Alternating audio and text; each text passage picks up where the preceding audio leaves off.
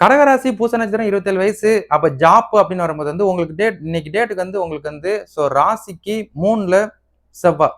இந்த செவ்வாய் வந்து இந்த மாசம் 14ல டிரான்ஸ்ஃபர் ஆகி ராசிக்கு 4ல வந்து உங்களோட தொழில் தனத்தை 7ஆம் பார்வையா சாலிடா பார்க்கும்போது உங்களுக்கு ஒரு வாய்ப்பை இவர் ஏற்படுத்தார். அப்ப இந்த மாசம் 14ஆம் தேதியிலிருந்து அங்கிட்டு ஒரு 45 நாளுக்கு வந்து உங்களுக்கு ஒரு நல்ல ஜாப் கிடைப்பதற்குரிய வாய்ப்புகள் இருக்கு.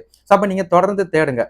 நீங்க எதிர்பார்க்குற மாதிரி உங்களுக்கு ஜாப் கிடைச்சிருச்சுன்னா தாராளமா நீங்க வேலைக்கு போய்க்கலாம். அப்ப உங்களோட ஜனன ஜாதகம் அப்படின்னு வரும்போது பூச நட்சத்திரம், சனி மாத தசை.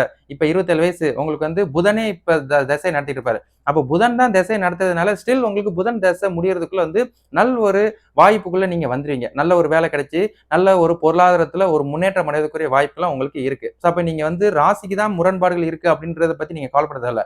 இங்க ஜனன ஜாதகம் உங்கள பேலன்ஸ் பண்ணும். உங்கள அடுத்த கட்டத்துக்கு நகர்த்தும் அப்படின்றத நான் ஞாபகப்படுத்திக்கிறேன். 2வது வந்து உங்களுக்கு நல்ல விதமா கிடைக்கும். அடுத்து குரு அதிசாரம் ஆகுறதும் அடுத்த மாசம் 9ஆம் தேதிக்கு அப்புறம் நல்ல ஒரு வாய்ப்புகள் வந்துச்சு அப்படின்னா தாராளமா எடுத்துக்கோங்க. தாராளமா உங்களோட வாழ்க்கையை தொடர்றதுக்குரிய விஷயத்தை ஃபாலோ பண்ணுங்க. அப்ப மெயின்டைன் பண்ணிக்கோங்க அப்படின்றத நான் ஞாபகப்படுத்திக்கிறேன். வாய்ப்புகள் இருக்கு. அவ்வளவுதான். சரிங்களா?